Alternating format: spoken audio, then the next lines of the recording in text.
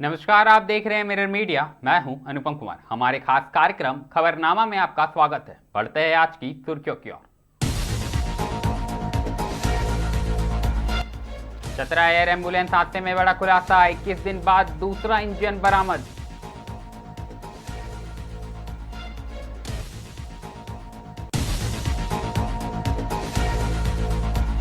धनबाद के चिरकुंडा में पत्रकार के घर लाखों की चोरी, सोना चांदी समेत लाखों की संपत्ति लेकर फरार हुए बदमाश।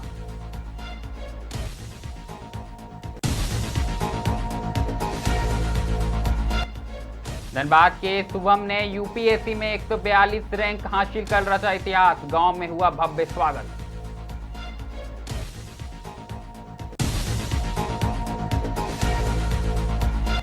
बिहार के झाझा में यूको बैंक लूट की कोशिश नाकाम, रेकी कर रहे 2 युवक गिरफ्तार, जांच में जुटी पुलिस।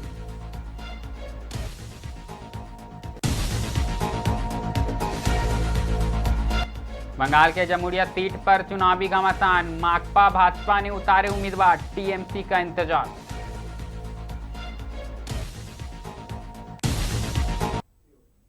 अब खबरें विस्तार से। चतरा प्लेन क्रैश मामले में बड़ी जानकारी सामने आ रही है। दरअसल चतरा जिले में हुए एयर एम्बुलेंस हादसे को लेकर 21 दिन बाद एक बड़ा खुलासा सामने आया है। हादसे के बाद से लापता विमान का दूसरा इंजन आखिरकार घने जंगल क्षेत्र से बरामद कर लिया गया।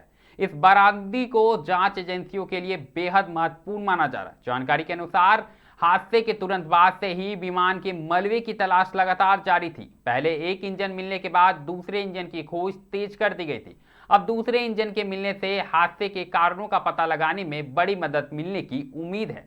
जांच एजेंसियों का मानना है कि इस इंजन की तकनीकी जांच से यह स्पष्ट हो सकेगा कि दुर्घटना तकनीकी खराबी की वजह हुई या फिर इसके पीछे कोई अन्य कारण था। विशेषज्ञों की टीम इंजन की बारीकी से जांच करेगी। स्थानीय प्रशासन और बचाव दल की कई दिनों की कड़ी मेहनत के बाद यह सफलता मिली है। अब सभी की निगाहें जांच रिपोर्ट पर टिकी है, जिससे इस रहस्यमय हादसे के असली कारणों का खुलासा हो सके।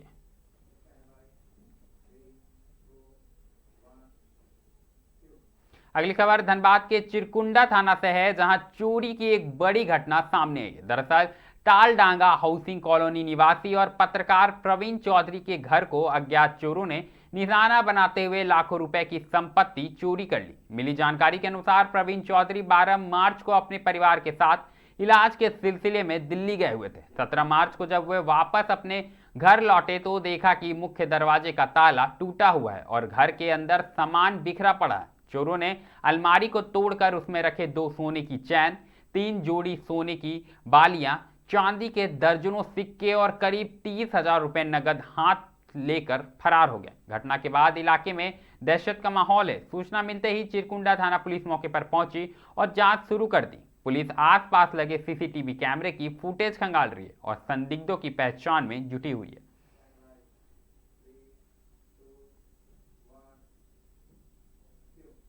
अगली खबर भी धनबाद से है, जहां पर बागमारा के जमुआ टाड़ डुमरा गांव में उस समय उत्सव का माहौल बन गया जब यूपीएससी 2025 में 142वीं रैंक हासिल करने वाले शुभम कुमार महतो अपने पैतृक गांव पहुंचे। दरअसल उनके स्वागत में ग्रामीणों ने फूलों की बारिश की और ढोल नगाड़ों के साथ जुलूस निकाला। शुभम ने अपनी सफलता का श्रेय ईश्वर और माता पिता के आशीर्वाद को दिया। गांव पहुंचते ही उन्होंने विभिन्न मंदिरों में पूजा अर्चना की और महापुरुषों की प्रतिमाओं पर माल्यार्पण भी किया। घर पहुंचने पर परिजनों ने आरती उतारकर उनका भव्य स्वागत किया। इस दौरान बड़ी संख्या में ग्रामीण मौजूद रहे। शुभम ने युवाओं को कड़ी मेहनत और लगन से लक्ष्य हासिल करने का संदेश भी साझा किया।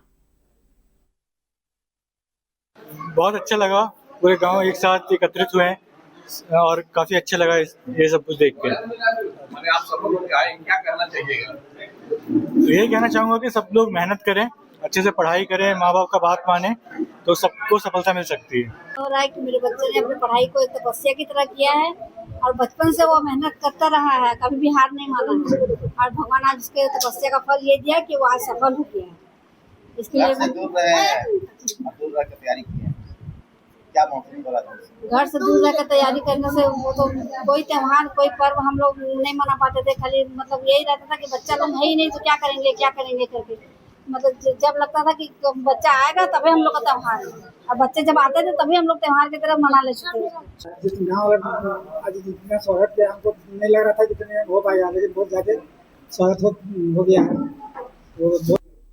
अब रुख बिहार का करेंगे, जहां जमुई जिले के झाझा नगर में पुलिस की मुस्तैदी से एक बड़ी आपराधिक वारदात टल गई है। दरअसल यूके बैंक को निशाना बनाकर रैकी कर रहे बदमाशों के गिरोह का पर्दाफाश करते हुए पुलिस ने 2 आरोपियों को गिरफ्तार कर लिया है, जबकि उनके 2 साथी मौके से फरार हो गए। गिरफ्तार आरोपियों की पहचान उड़ीसा के गंजम जिले के अस्का गांव निवासी मुरली और चंद के रूप में हुई है। तलाशी के दौरान इनके पास से एक देसी कट्टा, 2 जिंदा कारतूस, गांजा और एक बाइक बरामद की गई। पूछताछ में आरोपियों ने अपने फरार साथियों के नाम अजय और चिन्ना बताए हैं। पुलिस के अनुसार ये सभी मिलकर यूको बैंक की रेकी कर रहे थे और बैंक से पैसे निकालकर लौटने वाले ग्राहकों को निशाना बनाकर लूटने की योजना बना रहे थे। फिलहाल पुलिस फरार अपराधियों की तलाश में लगातार छापेमारी कर रही है और मामले की गहन से जांच जारी है।